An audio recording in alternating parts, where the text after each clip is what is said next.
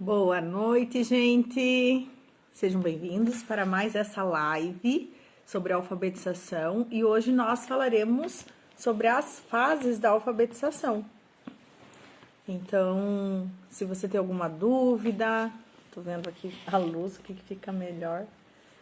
Hoje tá chovendo, né? A internet não tá ajudando muito, mas nós estamos aqui então para ver sobre esse assunto que é tão importante da alfabetização, certo? A live vai ficar gravada, se você desejar compartilhar, conhece mais gente que trabalha com alfabetização e também tem criança, né, nessa idade escolar aí, é um assunto que vale a pena a gente tá dedicando tempo, certo? Então, boa noite, Sil, tudo bem? Como que você tá? Então, nós vamos começar, então, já são 20 horas e 20 minutos. Nós vamos iniciar, então, falando sobre algumas curiosidades sobre a alfabetização. Antes de nós começar, então, com esse conteúdo das fases da alfabetização, que são 4. Então, as curiosidades. Gente, não tem hora certa para começar a alfabetização e nem hora certa para encerrar esse processo. É um processo, cada criança tem um ritmo e isso vai levando, de acordo com o ritmo de cada criança, não tem dia certo para começar nem para terminar. É um processo. Seja bem-vinda também, Tainá Suelen. Desenhar e brincar faz parte desse processo da alfabetização. Às vezes a gente acha que não é importante, mas principalmente tá aliando as atividades dentro do lúdico, dentro de brincadeiras, de jogos, é muito interessante para a criança estar assimilando todo esse conteúdo. Então, brincando, a criança vai aprender muito melhor, com certeza, sempre. E outra coisa que a gente tem que aliar também, junto com a alfabetização, é a questão da arte e da tecnologia. São duas coisas que a gente precisa estar aliando junto nesse processo. A tecnologia está aí e muitas vezes a gente não sabe usar ao nosso favor. A criança ficar muito tempo na frente das telas não facilita a linguagem, a escrita, e muita gente, né, por causa da rotina, por causa de tanta coisa, né, que tanta correria no dia a dia, acaba deixando a criança assistindo. Eu tenho uma filha de 5 anos e eu sei que é impossível não deixar a criança assistindo em algum horário do dia, né? Às vezes pra gente limpar a casa, deixa as crianças assistindo um pouquinho, tá frio, pra ficar brincando no chão, às vezes deixa no sofá ali que é mais quentinho, mas a gente pode estar usando a tecnologia ao favor desse processo de alfabetização, com músicas, com aplicativos de alfabetização que estimulem a criança nesse processo. Então, a tecnologia está aí e a gente precisa adaptar dentro desse processo ao nosso favor. E sempre tá verificando que sites também que a criança está entrando, isso é muito importante pela própria segurança da criança, né? É muito importante a gente estar ligado com essa preocupação também, né? Que a gente pensa que não acontece, só acontece com os outros, mas às vezes acontece muito perto da gente e a gente não sabe. Então, é muito importante também a gente ter conhecimento, né, dos sites, de tudo onde que a criança entra, porque é muita propaganda, é muito link para clicar, então a gente tem que ter essa preocupação com os pequenos também, né? Nesse mundo que a gente vive, a gente tem que se preocupar com essa questão da segurança também, né? Infelizmente, é tanta coisa ruim acontecendo, então, essa questão da tecnologia, a gente tem que verificar sempre essa questão de sites, aplicativos, né? Tudo que está envolvido aí, esses perigos. Então, para quem está entrando na live agora, nós estamos falando de algumas curiosidades sobre a alfabetização. E depois nós vamos ver 4 fases da alfabetização que normalmente as crianças passam por essas 4 fases, certo? Então, para quem tem criança, para quem trabalha na educação, é bem interessante a gente conhecer esses processos e tá verificando em que fase que a nossa criança ela está se desenvolvendo, certo? Então, outra curiosidade sobre a alfabetização que nós temos é que para aprender a ler e escrever, a gente precisa errar tudo que a gente vai aprender. A gente, quando aprende uma profissão nova, aprende a fazer alguma coisa, a gente acaba errando, acaba acertando, acaba melhorando as nossas habilidades, e com a criança não vai ser diferente. Com a criança vai ser dessa forma também. É aprendendo, é errando, é corrigindo e é reformulando que a escrita vai se aperfeiçoando, certo? Então, a gente tem que ter paciência, a gente tem que ter esses estímulos corretos na idade, sem ansiedade, sem pressão em cima da criança, que aí a criança vai estar desenvolvendo com certeza. Outra curiosidade também, gente, que essa eu fui pesquisar para verificar, porque ano após ano vai mudando, né, as estatísticas. O analfabetismo no Brasil hoje, ele se encontra com o 7% da população. Isso significa que são mais de 11 milhões de analfabetos. Isso a gente não está falando de criança, não, a gente está falando de adultos que não foram alfabetizados ainda. Então, veja só, o índice de analfabetismo no Brasil, ele se encontra muito alto ainda. Esses dados é de 2017 e a gente sabe que tem um grande programa, né? A gente que trabalha em escola sabe disso, contra a analfabetização, para zerar esse número, né? Em 2024 tem, né, o governo quer zerar, então, com esse analfabetismo no Brasil. E a gente tem que olhar para as crianças nesse momento, né? Para que não cresçam sem alfabetização. Porque hoje todo mundo tem oportunidade de escola, é muito diferente, né? Como antigamente, na época dos nossos pais e avós, que era difícil para a escola, às vezes fazia até a 2ª série.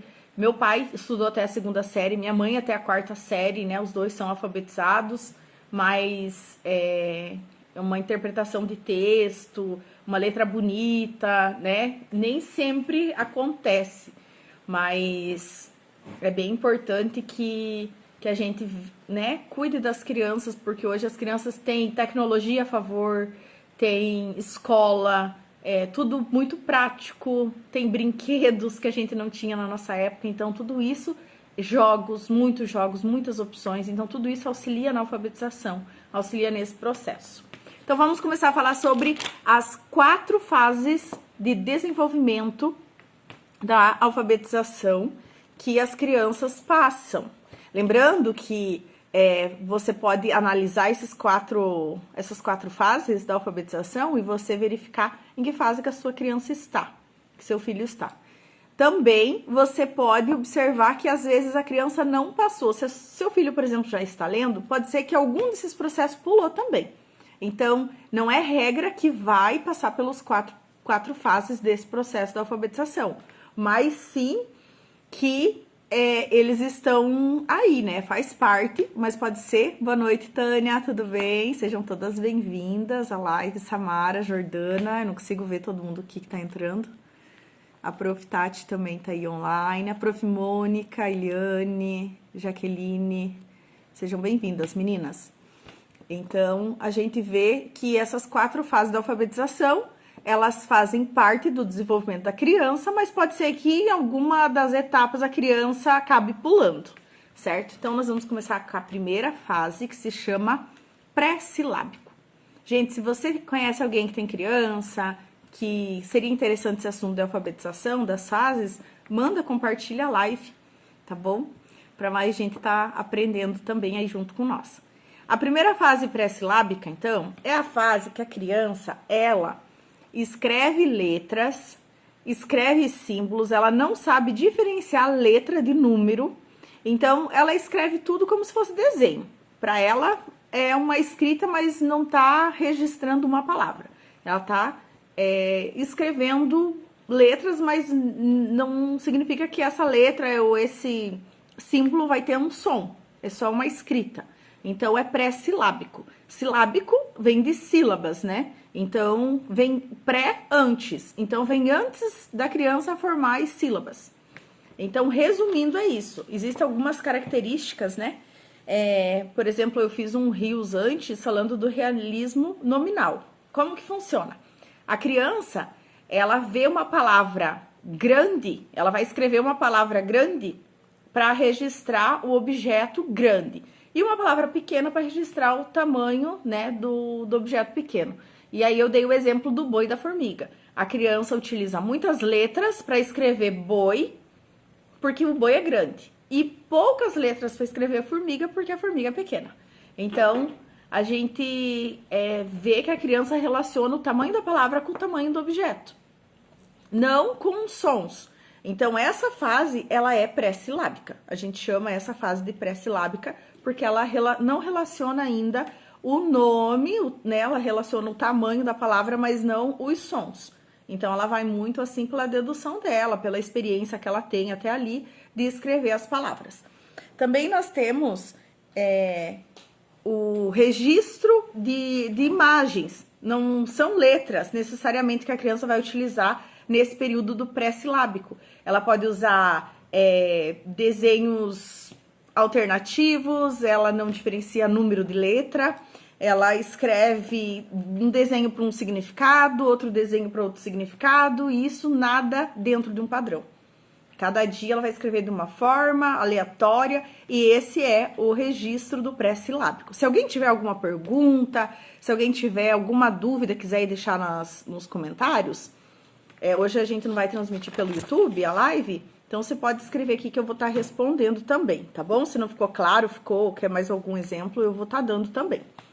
Depois da fase pré-silábica, vem a fase silábica. Essa fase silábica, que é a segunda dessas 4 fases, ela já supõe que é uma escrita. Então, a criança já vai conseguir diferenciar letra de número, de desenho, de outro tipo de código, ela vai conseguir fazer essa diferenciação.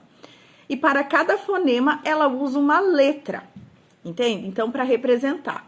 Por exemplo, ela vai escrever uma palavra cabelo. Então, ela vai representar cada sílaba com uma letra, já preocupada com o fonema, com o som que aquela letra tem. Ela pode também trocar as letras. Por exemplo, o K e o C têm o mesmo som. Lembrando que o C tem 2 sons, né? Tem o som de S e o K. Tem 2 sons. O som do C e o A fica K. A criança pode trocar pela letra K para representar cabelo. E não tá errado, porque pelo som tá correto. A nossa língua portuguesa, ela tem toda a gramática, acentuação gráfica, então isso ela a gente vai se preocupar só depois que ela tiver com uma leitura fluente, alfabetizada. Aí a gente vai se deter com essas questões mais ortográficas, de acentuação, de 2 S's, de cedilha, o que vai estar utilizando. Então, se ela escreve o som, tá totalmente correto, porque é isso que a gente, né, nessa fase, a criança, na silábica, ela vai estar desenvolvendo o som das letras, né, o fonema de cada sílaba, e ela vai estar representando, então, ela vai estar preocupada de representar cada fonema. Então, se sapo tem 2 sílabas, ela vai representar com 2 letras. Pode ser que seja o S e o P, pode ser que seja o A e o O. Sapo, utilizando só as consoantes, ou só as vogais, ou os 2 também. O S e o O, por exemplo, dizer que tá escrito sapo. E tá tudo certo. Faz parte da fase da escrita, silábico no caso. A terceira fase que vai vir, ela é a silábica alfabética. Então, a criança ela já vai estar conseguindo escrever 2 letras por sílaba, para representar a sílaba. Então, ela vai estar escrevendo sapo, ela vai estar escrevendo S-U-A, o P e o U, por exemplo, porque sapu, pode ser que fale sapu, ou o D muitas vezes fala di, então ela vai trocar, né, o O e o U, o E e o I, e tá tudo certo também, porque faz parte. Gente, se você tem filho, escreve a idade do filho que vocês têm, se ele já tá lendo, como que tá esse processo, tá bom? Pra mim saber. E se quiser deixar alguma pergunta também pode deixar. Então, a criança ela já começa a atribuir fonemas e se preocupar em escrever as sílabas. Por isso que é a fase silábica. Então, a primeira fase pré-silábica, a segunda silábica e a terceira silábica alfabética. Essa terceira fase é só mais um empurrãozinho, a criança já vai estar lendo.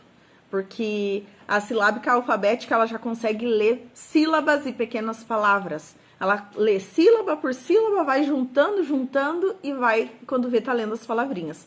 E aí, o processo para estar na alfabetização, na quarta fase da alfabetização, que é alfabética, 2 passinhos já tá lá, certo?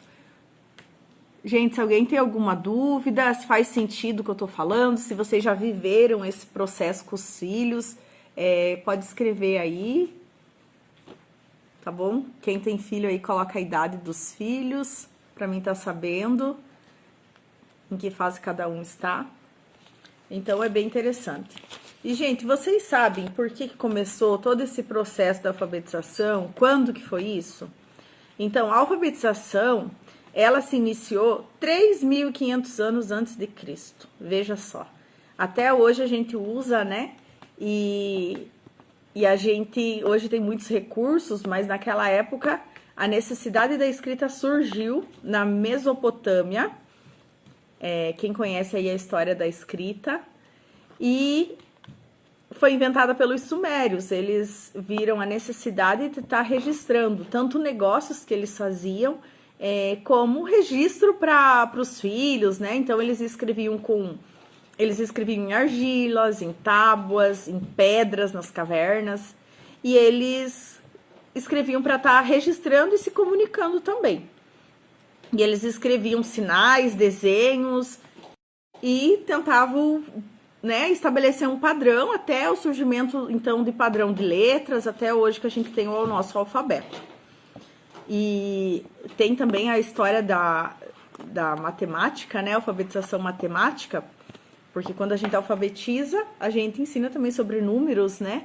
E essa alfabetização matemática também que é importante. E eu acho muito interessante que na alfabetização da matemática, a história da matemática é interessante porque eles contavam pedrinhas para representar, por exemplo, o gado, as ovelhas, o que eles tinham. Então, se eles tinham 10 ovelhas, eles pegavam 10 pedrinhas, mas eles não sabiam contar, fazer a contagem. Então, eles pegavam a quantidade, passava uma ovelha, separava uma pedrinha. Passava outra ovelha, separava outra pedrinha. E aí juntava dentro de um saquinho e aquela quantidade seria das ovelhas. Então, quando eles iam confirmar o número de ovelhas, do gado, dos animais que eles tinham, eles pegavam o saquinho e conferiam de acordo, né? Separavam uma pedrinha para cada bicho.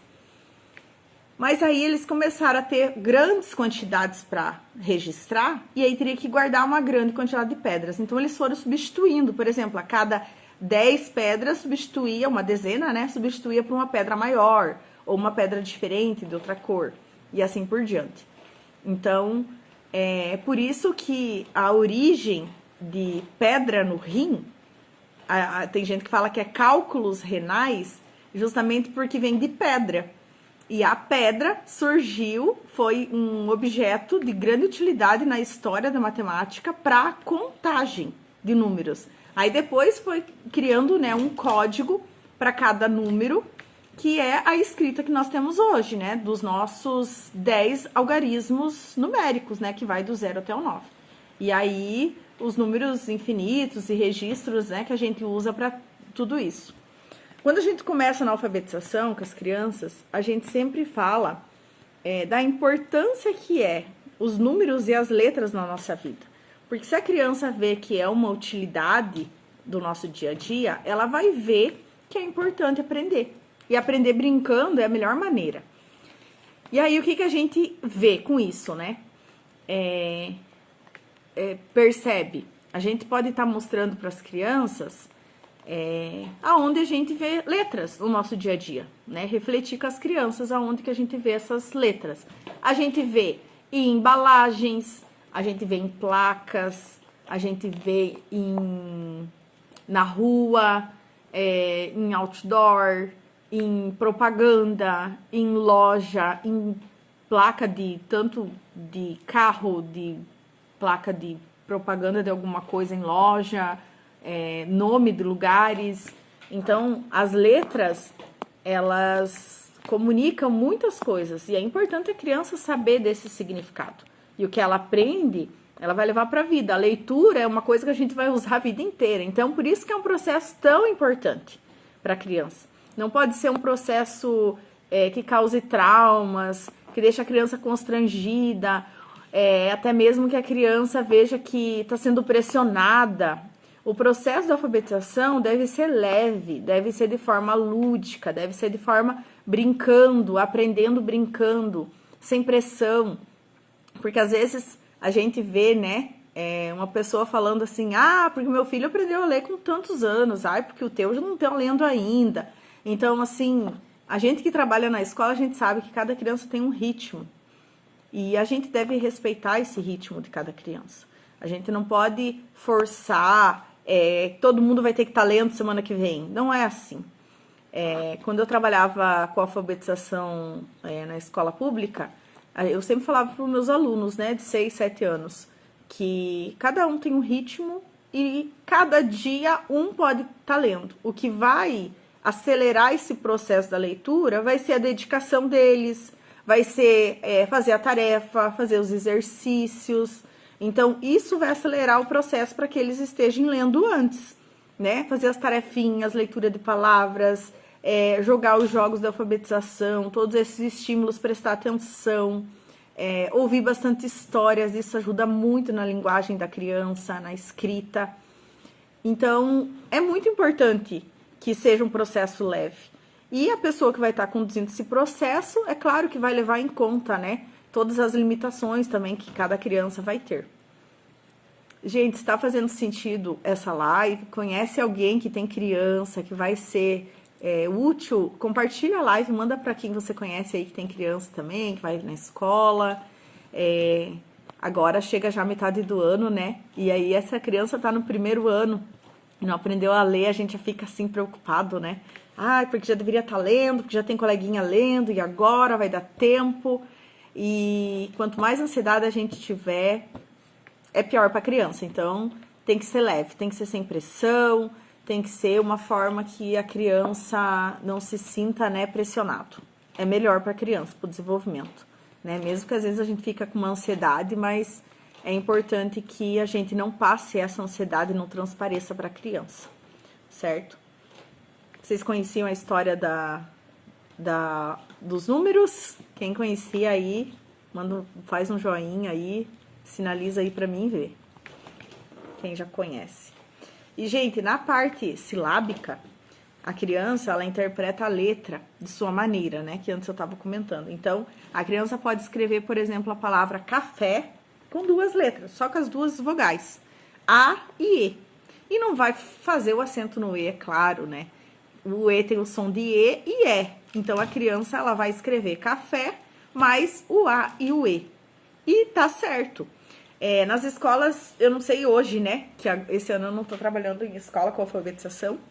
Mas a gente tinha um caderninho de diagnóstico que a gente falava de avaliação, né? A gente fala de diagnóstico porque ali vai estar o registro de todo o processo da criança. E é muito incrível, porque você não gasta muita folha do caderno, a criança já tá lendo, sabe, nesses registros. Cada semana faz o registro com uma atividade, por exemplo, com imagens de frutas e a criança tem que escrever as frutas, o nome. Aí vai escrever maçã, escreve o M e o A. E tá certo, né, pra criança, ela tá na silábica, ela escreve o M e o A. Cada letra vai representar uma sílaba. Mais tarde, a criança vai escrever maçã, escrito 4 letras. Pode ser que essas letras repitam, pode ser que as letras, né, ela vai querer transmitir o fonema dessas 2 sílabas. E já sabe que sílaba não é só uma letra, né? Normalmente, uma sílaba tem 2 letras. Mas é claro que tem sílaba de 1 letra, 2 letras, 3, 4 letras, né? Para as sílabas mais complexas, que não é essa fase que vai aprender, é claro, que é muito cedo. Mas a criança, ela vai estar expressando, então, aos pouquinhos, o desenvolvimento, o aperfeiçoamento dessa escrita, que é muito interessante, né? Então, a gente vê que a criança, ela vai registrando e mais tarde ela consegue, então, registrar na fase alfabética, ela consegue escrever maçã com as 4 letras. Pode ser que ela escreva o sã com S, por causa do som, né? E aí ela vai aprender também o que é o C, o que é o cedilha, qual som que fica, porque o O C cedilha não se encontra no alfabeto, então eu tenho cedilha no C para transmitir um som diferente. A acentuação também vai ser depois da parte alfabética. E aí, assim por diante. É bem interessante porque depois a criança aprende as sílabas simples, vai juntando, vai conseguindo ler, e aí consegue ler pequenos livros, pequenas frases, e aí consegue sentir necessidade de estar lendo palavras mais complexas. O que são as palavras, as sílabas complexas? Por exemplo, a palavra branco. Branco é B-R-A. E, na verdade, a primeira sílaba de branco é B-R-A-N. Então, são 4 letras para escrever numa sílaba. E a sílaba complexa a gente chama o BR, o PR, o BL, o CH. Então, a criança vai aprendendo devagarinho, né? Que o CH tem o som do X, que o K e o C tem o mesmo som, que o I e o Y também tem o mesmo som, o V e o W também tem o mesmo som. Aí tu vai dizer assim, mas o V e o W tem o mesmo som, né? Que é o som do V. Sim, gente. O V e o W, na língua portuguesa, tem o som de V, não de U. O W não tem o som de U na língua portuguesa. Então, porque aí vai ter um William lá na turma, né? Uma criança que o nome é William. E é um nome americano. Então, a gente explica isso pra criança também, né? Essa diferença das sílabas. Os nomes americanos vão ser pronunciados de acordo como foram registrados, né? Que existem muitos termos americanos, termos em inglês que a gente utiliza, né? Que termo aí em inglês que você conhece, que você utiliza aí no seu dia a dia? Escreve aí nos comentários. Se você conhece algum termo americano que a gente usa no nosso cotidiano. Escreve aí, vou dar um tempinho.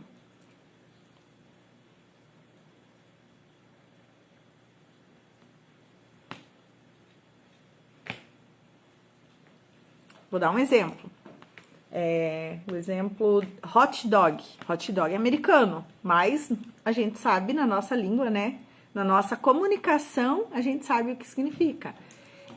Shampoo também, shampoo com CH, ele não é a língua portuguesa. Na língua portuguesa a gente já escreve com X, X-A-M-P-U, né? E em americano a gente escreve C-H-A-M-P-O, shampoo. Então, essas palavras, aos pouquinhos, a criança vai identificando, né? Os sons, as palavras que são americanas dentro da nossa língua que a gente utiliza no nosso cotidiano ou não. E aí a criança já começa a identificar que o I e o Y tem o som de I, que é um som igual. O K e o C tem sons que é parecido. Também o S e o Z, o S pode ter o som parecido com o C, de S, e pode ter o som de Z, né? Eu falei o som antes. O som de Z, o som da letra Z, que é o mesmo som que a letra S reproduz na palavra casa.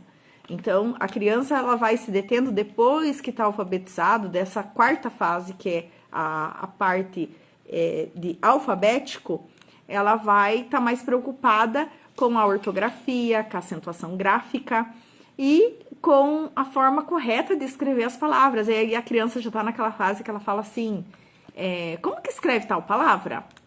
Casa, escreve com S ou com Z? E aí a criança começa a desenvolver, já está numa outra fase, né, de aperfeiçoamento da escrita, com sílabas mais complexas e assim por diante. Gente, se vocês têm filho, coloca a idade deles aí pra mim, tá vendo?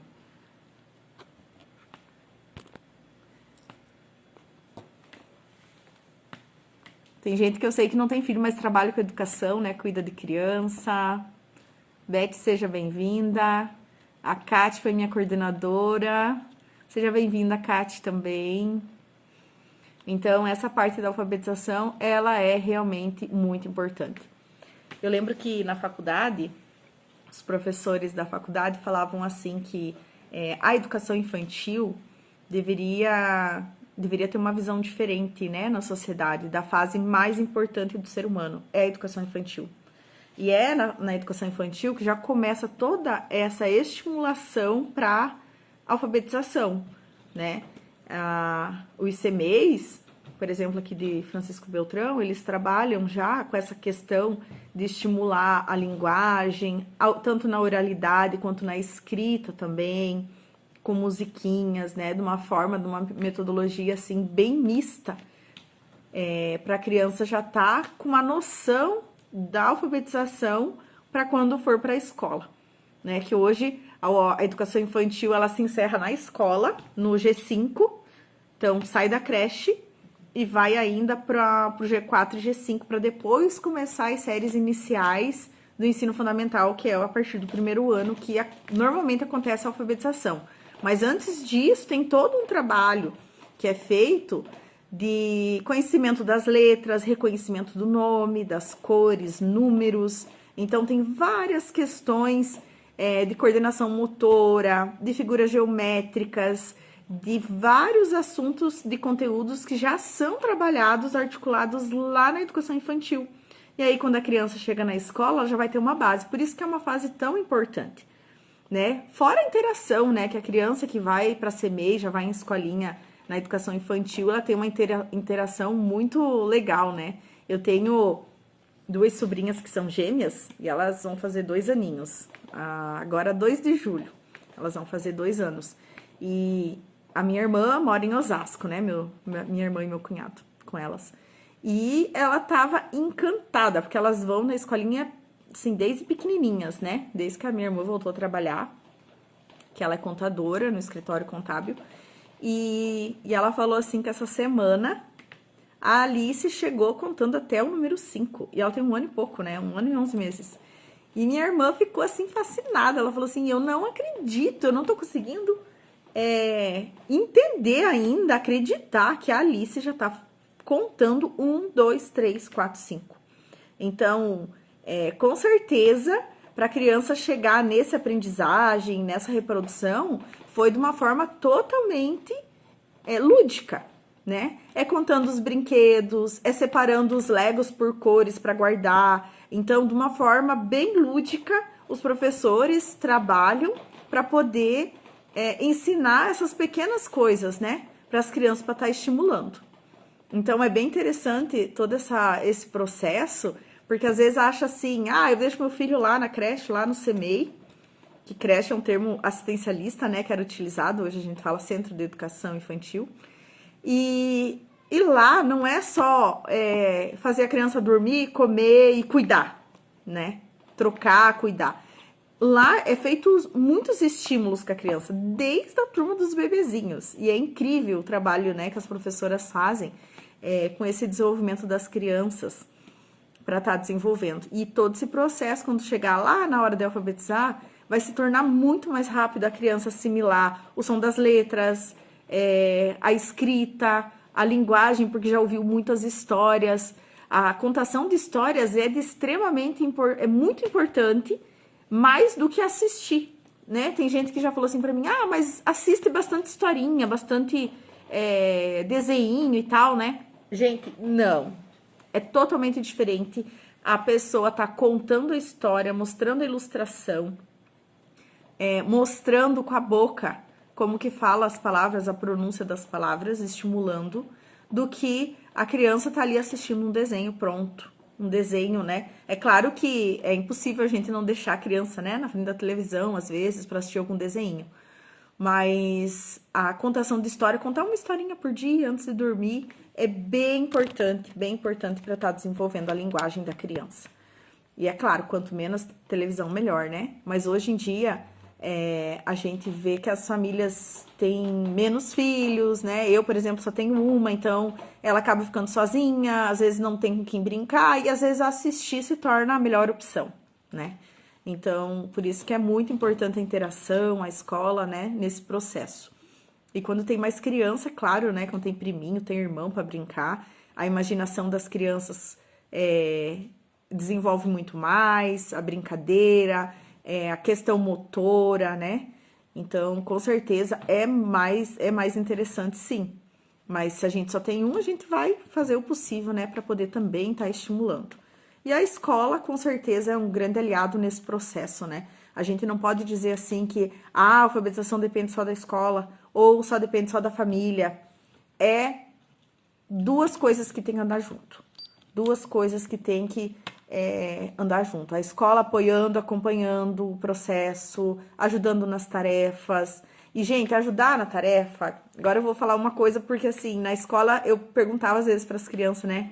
Ah, mas como que teu pai ajudou a fazer a tarefa? Gente, às vezes a tarefa da criança... Eu não tô julgando, tá? Porque eu sei que dentro da correria do dia a dia, né? Os pais trabalham o dia inteiro, chegam em casa cansados, daí tem a tarefa. Muitas vezes não faz a tarefa ou faz a tarefa de uma forma que agora eu vou dizer que a gente, enquanto professor, via na escola, né? Às vezes eu achava até engraçado. Porque a tarefa vinha com uma letra maravilhosa, às vezes até de caneta, né? Aquela letra bonita da mãe, do pai. E a criança não fazia. Os pais faziam a tarefa, né?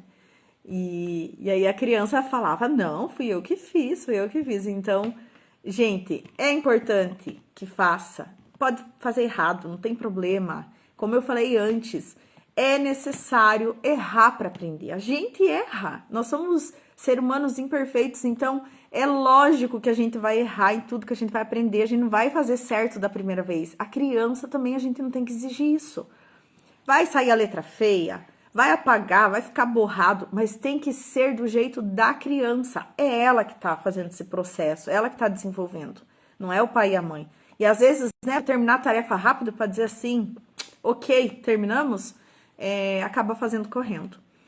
Outra coisa também, às vezes, que acontece, a criança, eu já dei aula particular também, né, agora na pandemia, para algumas crianças, na questão da alfabetização, e aí uma aluninha minha falava assim, ai, prof, meu pai não me ajuda assim, que nem você tá me ajudando. Aí eu falei, mas como que teu pai faz? Aí ela falava assim, ah, meu pai, ele manda eu copiar. Ele escreve a resposta e eu copio a resposta. E, gente, é claro que os pais não têm a formação, né, que um professor estuda e lê, né, tudo de psicologia e etc. Por isso que eu tô fazendo essas lives, eu tô produzindo conteúdo, né, pra estar auxiliando, porque depois dessa pandemia, as crianças não são, ninguém é a mesma pessoa que foi antes da pandemia, né, gente? Vamos combinar que a pandemia trouxe muitas coisas boas, na verdade, poucas coisas boas, e muitas coisas ruins, traumas, ansiedade, frustração. E a questão na escola, com certeza, dificultou, né? Essas atividades online, sem interação, as crianças sem interação, a gente já fica louco. Pensa as crianças que precisam desenvolver, brincar junto com outras crianças. Então, a gente sabe que dificulta. E aí, essa minha aluninha, ela falou assim, ah, meu pai, ele escreve a palavra, a resposta, e ele manda eu copiar. Aí, o que que acontece? A criança, ela não tá aprendendo, ela tá copiando. Ela tá copiando a resposta sem saber o que tá escrevendo. É claro que a intenção do pai foi boa. Claro que foi boa. Tava ali dando atenção, fazendo o possível, né? O pai era advogado, então, né? Com certeza, a intenção que ele tinha e a atenção naquele momento ele tava dando. Mas a forma que eu fazia com a minha aluna, então, né? Pra minha aluna dizer assim, ah, você faz diferente, prof, do meu pai. Eu fazia assim, por exemplo, a resposta da pergunta é banana, né? A cruzadinha, a atividade lá, o desenho que era para escrever a imagem. Aí, o que que eu falo? Como será que escreve banana? Que letra será que começa? Depois que a criança pegou o alfabeto móvel, viu as letras, manuseou, né? Todo esse processo, brincou. Aí eu vou perguntar, com que letra será que começa? Ó, ba, ba. Que som será que é? Aí a criança, né, vai lá no alfabeto, olha, pensa, eu acho que é a letra B. Ah, então vamos escrever a letra B, ba. Então a criança escreve a letra B. Eu falei, mas B precisa de uma vogal para fazer o som de ba, senão ela vai ficar só bu, bu, só o B mudo, né?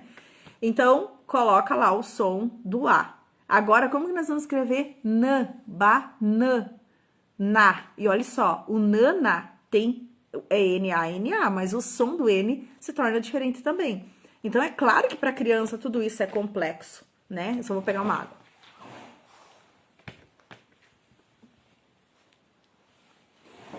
Mas a gente tem que ter, essa paciência e tá falando letra por letra, fazer a criança pensar no som, no fonema, na sílaba. Outra forma também é a gente fazer banana. Tem 3 sílabas, você faz 3 riscos, né? Como se fosse fazer o jogo da forca, né? Pra quem tem a minha idade aí sabe o que é o jogo da forca. Não sei se hoje as crianças brincam disso. E aí você pensa com a criança, ó, primeiro pedacinho da palavra, ba. Segundo pedacinho, nã. Terceiro pedacinho, na. E aí começa a construir essa palavra escrevendo. Será que precisa de quantas letras? Aí, se a criança falar que só precisa de uma, ela tá na parte silábica. Depois, quando ela conseguir juntar 2 letras e sinalizar a sílaba, ela tá no silábico alfabético. Quando ela tá nesse processo, gente, pode contar os dias que daqui a pouco ela vai estar lendo. E é interessante, uma coisa assim que é bem importante a gente fazer com as crianças, é a gente combinar de comemorar quando quando a leitura estiver acontecendo, né? Então, assim, o que a criança gostaria de ganhar ou de fazer, um passeio no parque, não precisa ser algo caro de jeito nenhum, dentro das condições, né, da família, mas passear no parque, comprar um bolo, um caderno, sei lá, combina com o filho, né, com a criança. Quando você estiver lendo, a gente vai fazer tal coisa para comemorar. Para a criança ter essa satisfação, né? Que além de ser importante a linguagem, a escrita, né? Para nossa realidade, nosso cotidiano. Por exemplo, os números também, né? Que quando a criança começa para a escola, até em casa a gente pode começar a estimular. Os números, refletir com a criança que os números a gente vê em toda parte. Aonde que você vê número? Ó, os números, os algarismos são esses, né? De 0 a 9. Aonde que você vê número? A gente vê no relógio, vê na placa do carro, vê numa placa de trânsito, né? 40 por hora, 30 por hora. Que número que é? A gente vê... Mas aonde que a gente vê número? No preço das coisas no supermercado, nas placas, em loja. E aí você vai listando. Tu viu? Daí você fala pra criança, você viu como é importante a gente aprender sobre os números? Porque faz parte da nossa vida. Números e letras fazem parte. Gente, trabalhei 4 anos com o EJA, né? A Educação de Jovens e Adultos. E aí, a gente alfabetizava, né? Eu era mais os idosos, porque era uma turma à tarde, aqui no Júpiter, no Colégio João Paulo. E aí, à tarde, normalmente são idosos, aposentados, né? As turmas de EJA à noite, normalmente, são o pessoal que trabalha de dia. Então, à tarde, os meus alunos, a maioria, era idosos. E aí, quando eles começam a ler e ir no mercado e fazer troco do dinheiro, gente, é uma alegria tão grande para eles. Pra gente nem se fala, né? Porque a gente se sente realizado enquanto professor.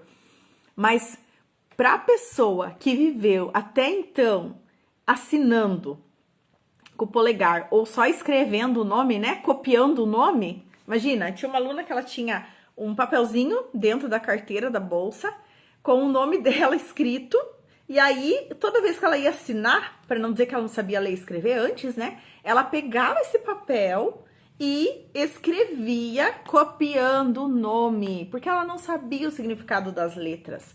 Ela só sabia que era o nome dela, então era assinatura. E aí quando a pessoa começa a ler, a criança ou o adulto, gente, é uma alegria muito grande mesmo. E assim, existe um processo só para aprender a ler? Existe um método correto? Não, gente. Existem vários métodos e aí você vai testando e vai vendo o que funciona para cada pessoa, né? Para cada criança, para cada adulto.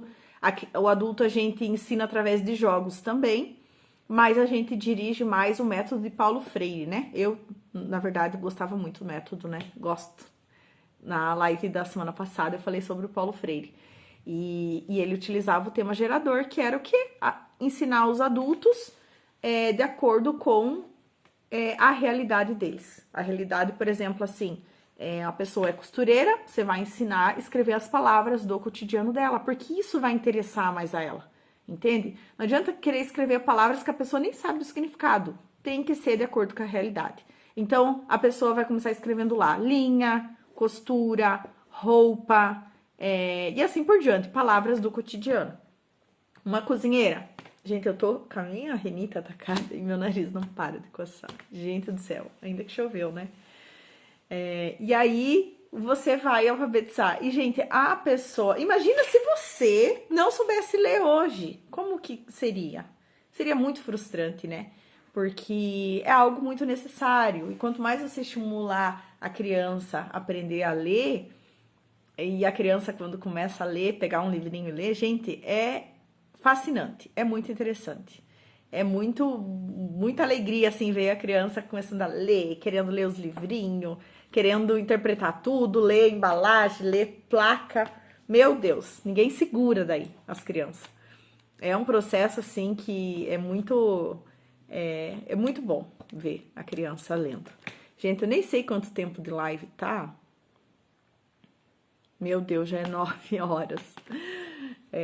Eu tinha estipulado mais ou menos uns 30 minutos, né, para abordar esse conteúdo. Se alguém tiver pergunta, pode escrever aí que eu respondo. Se quiser me mandar também pelo privado, no direct, fica à vontade, tá bom? E semana que vem teremos outra live com outro assunto. Você pode deixar uma sugestão do que você gostaria que abordasse. E aí eu vou estar trazendo então esses outros conteúdos, tá bom? Muito obrigada pela companhia, um bom descanso, uma boa sexta-feira amanhã. Fiquem com Deus.